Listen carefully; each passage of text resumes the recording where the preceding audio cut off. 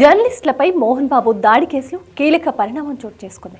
మోహన్ బాబుపై పోలీసులు హత్యాయత్నం కేసు నమోదు చేశారు. తొలుత BNS 118 సెక్షన్ ప్రకారం కేసు నమోదు చేసిన పోలీసులు తాజాగా దానిని BNS 109 సెక్షన్గా మార్చారు.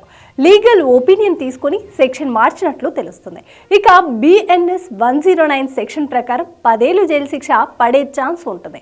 దీనిపై మరింత సమాచారం మా ప్రతినిధి కృష్ణ అందిస్తారు. మంచు మోహన్ బాబు ఫ్యామిలీ గొడవలో కీలక పరిణామం చోటు చేసుకుంది. మోహన్ బాబుపై హత్యాయత్నం కేసును పోలీసులు నమోదు చేశారు. ఇక జల్పల్లిలోని తన నివాసం వద్ద ఈ నెల 10న జర్నలిస్టులపై మోహన్ బాబు దాడి చేశారు. ఇక ఈ దాడిలో రిపోర్టర్కు తీవ్ర గాయాలు కూడా అయ్యాయి. ఇటు దీనిపై అటు జర్నలిస్ట్ సంఘాలు సహా పలు రాజకీయ ప్రముఖులు కూడా దీనిపై స్పందించారు.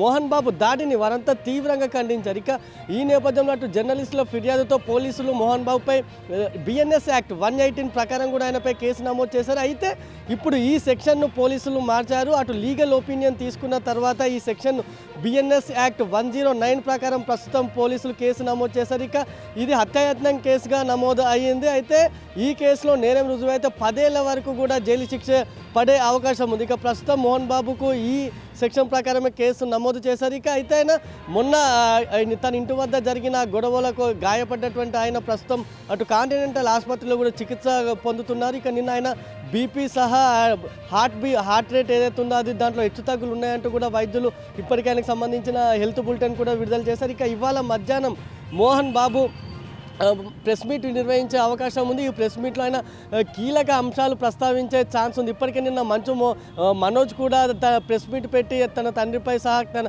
కుటుంబ గొడవపై కూడా కీలక విషయాలను ప్రస్తావించారు. ఈ నేపథ్యంలో ఇవాళ మోహన్ బాబు ప్రెస్ మీట్ పెట్టి ఏం మాట్లాడతారనేది కొంత ఆసక్తిగా మారింది. అయితే మరోవైపు చూసుకుంటే నిన్న రాచకొండ సిపి విచారణకు అటు మంచు మనోజ్ ఇటు మరోవైపు విష్ణు ఇద్దరు కూడా విచారణకు హాజరయ్యారు. అయితే ఫ్యామిలీ గొడవకు సంబంధించి వారిని సిపి విచారించారు. అయితే ప్రైవేట్ సెక్యూరిటీ సహా ప్రైవేట్ సిబ్బంది ఎందుకున్నారంటూ కూడా సిపి విష్ణుకు వార్నింగ్ ఇచ్చినట్టు తెలిసింది. ఇక ఇప్పటికే ఈ గొడవలో ఒకరిని పోలీసులు అరెస్ట్ కూడా చేశారు. విష్ణుకు ప్రధాన అనుచరుడిగా ఉన్నటువంటి కిరణ్ అనే వ్యక్తిని పోలీసులు అదుపులోకి తీసుకున్నారు. మంచు మనోజ్ చేసిన ఫిర్యాదుతో అతన్ని అరెస్ట్ చేశారు. ఇక మరో వ్యక్తి వినయ్ రెడ్డి కోసం ప్రస్తుతం పోలీసులు గాలింపు చేపట్టారు. అయితే తన ఇంటి వద్ద తనపై దాడి జరిగిందని అయితే దానికి సంబంధించిన CCTV ఫుటేజ్ను కిరణ్ సహా వినయ్ మాయం చేశారంటూ మొన్ననే అటు మనోజ్ పోలీసులకు ఫిర్యాదు చేశారు. ఇక దీనిపై విచారణ చేపట్టిన పోలీసులు ప్రస్తుతం కిరణ్ను అదుపులోకి తీసుకొని విచారిస్తున్నారు. ఇక మరోవైపు వినయ్ రెడ్డి కోసం కూడా గాలింపు చేపట్టారు. అయితే ఏది ఏమైనా మంచు మోహన్ బాబు అటు జర్నలిస్టులపై దాడి చేయడం అనేది ప్రస్తుతం అటు చర్చానీయాంశంగా మారిన విషయం తెలిసిందే. అయితే నిన్న పోలీసుల విచారణకు మోహన్ బాబు హాజరు కావాల్సి ఉండగా ఆయన హైకోర్టును ఆశ్రయించే విషయం తెలిసిందే. తనకు భద్రత కల్పించాలని కోరిన పోలీసులు కల్పించలేదని కూడా మోహన్ బాబు హైకోర్టులో పిటిషన్ దాఖలు చేశారు. ఇక దీనిపై నిన్న విచారణ చేపట్టిన హైకోర్టు ఈ నెల 24 వరకు కూడా అతను పోలీసుల విచారణకు హాజరు కావాల్సిన అవసరం లేదని కూడా కొంత రిలీఫ్ని ఇచ్చింది. అయితే ఈ గొడవలో మోహన్ బాబు ఫ్యామిలీ గొడవలో అటు పోలీసులు కానీ మీడియా కానీ అత్యుత్సాహం ప్రదర్శించొద్దని కూడా హైకోర్టు సూచించింది.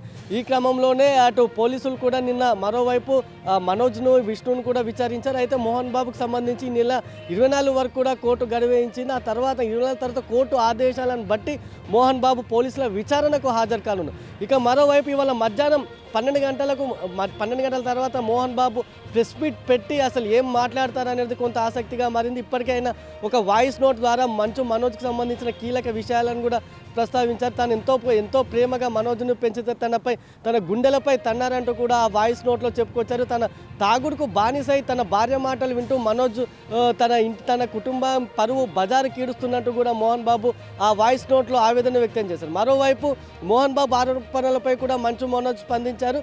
తనకు తన ఆస్తులపై మోహన్ బాబు ఆస్తులపై కూడా తను ఇంతవరకు ఆశ పడలేదని తనకు ఆస్తులు అవసరం లేదని కూడా చెప్పుకొచ్చారు. ఇది ఆస్తి తగాదాల గురించి కాదని తన చెప్పుకొచ్చే సెల్ఫ్ రెస్పెక్ట్కి సంబంధించిందని కూడా మనోజ్ ఇప్పటికే క్లారిటీ ఇచ్చారు. అయితే ఈ గొడవలో తన 7 నెలల కూతురును లాగడం పట్ల ఆయన ఆవేదన వ్యక్తం చేశారు. కావాలని తన భార్యపై కూతురిపై అనవసర ఆరోపణలు చేస్తున్నారంటూ కూడా తన తండ్రిపై ఆరోపణలు చేశారు. అంతేకాకుండా తన ఇంట్లో పని మనుషులను మోహన్ బాబు తీవ్రంగా వేధిస్తున్నారని దానికి సంబంధించిన ఆధారాలు కూడా తన వద్ద ఉన్నాయంటూ కూడా మనోజ్ ఇప్పటికే ప్రకటించారు. ఇవన్నీ పరిణామాల నేపథ్యంలోనే తనపై అనవసర ఆరోపణలు చేస్తున్నట్టు కూడా ఆయన చెప్పుకొచ్చారు. మరోవైపు ఈ విద్యానికేతన్ ఆస్తి గొడవలకు సంబంధించి ఏదైతే విద్యానికేతన్ సంస్థలు ఏవైతుందో ఈ విద్యాలయాలకు సంబంధించి మనోజ్ అవినీతి జరుగుతుందంటే తీవ్ర ఆరోపణలు చేయగా అటు మోహన్ బాబు కూడా ఖండించారు. తన విద్యా సంస్థలో ఎటువంటి అవినీతి లేదని, ఎంతోమంది విద్యార్థులు అక్కడ భావి భారత పౌరులుగా తీర్చిదిద్దుతున్నామని కూడా అటు మోహన్ బాబు చెప్పుకొచ్చారు. అయితే ఈ ప్రధాన ఏదైతే విషయం ఉందో ఈ ఆస్తులకు సంబంధించి ఈ గొడవలన్నీ జరుగుతున్నట్లు కూడా ప్రస్తుతం తెలుస్తుంది. మరోవైపు తనకు నచ్చిన వారికి ఆస్తులను పంచుతానని, తను ఎవరికి ఆస్తులు పంచాలో చెప్పడానికి తన కొడుకులు ఎవరంటూ కూడా ఇప్పటికే మోహన్ బాబు చెప్పిన విషయం తెలిసిందే. ఈ క్రమంలో ఈ పరిణామాల నేపథ్యంలో అటు మోహన్ బాబుపై హత్యాయత్న కేసు నమోదవడం కొంత సంచలనంగా మారిందని చెప్పొచ్చు. మరోవైపు ఇవాళ మోహన్ బాబు ప్రెస్ మీట్లో ఏ అంశాలు ప్రస్తావిస్తారు అనేది కొంత ఆసక్తిగా మారింది.